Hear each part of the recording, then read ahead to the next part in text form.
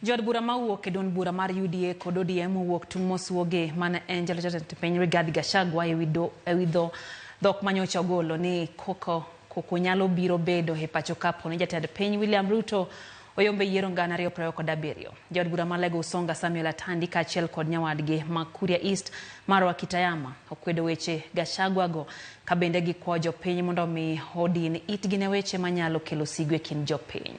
Ka giwe nyasi mar choko omenda kanisa ma St. Peter's ACK Anyuonge mayudre kar chung' od bura ma Bondo, jotelo go noyudo otudo Gachagua gi ng'anyo mapek manotimore e thur ka dwe mar auchiel higa mokalo manotim gi rawere mag Gen Z ma bende notungo sirikal mar piny Kenya.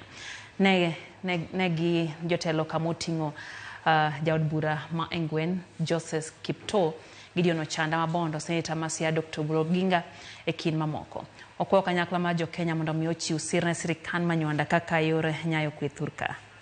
He should be worried that his members of this community are everywhere. And for us, the reason why we are even in this broad-based government is because we want the country to be stable. We want a stable country. I want to remind those leaders from Siaya, because if you go to Migori, if you go to Homa Bay, if you go to Kisumu, we don't hear some statements that come from this side.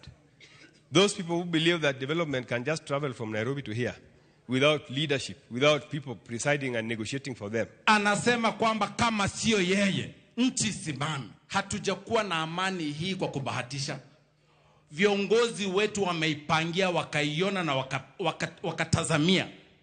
And they have an intention of handing over a peaceful country to the young generation. I want to tell Rigathi Gachagua, there is no space for you and your violence. Because we know that you are the most dangerous single existential problem that this nation has. We will deal with you squarely and perpendicularly. Any leader who has begun preaching violence this early, even before he is a candidate, that is an extremely dangerous leader.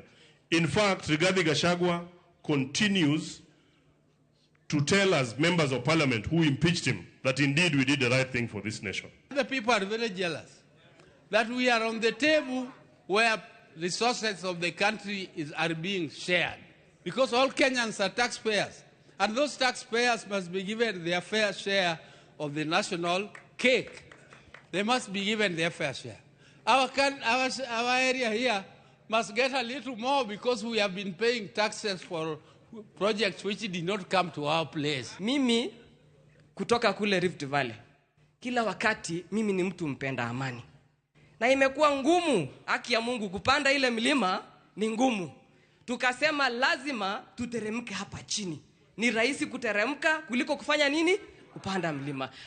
Hiyo ni, that is the spirit of unity and is the spirit of broad-based.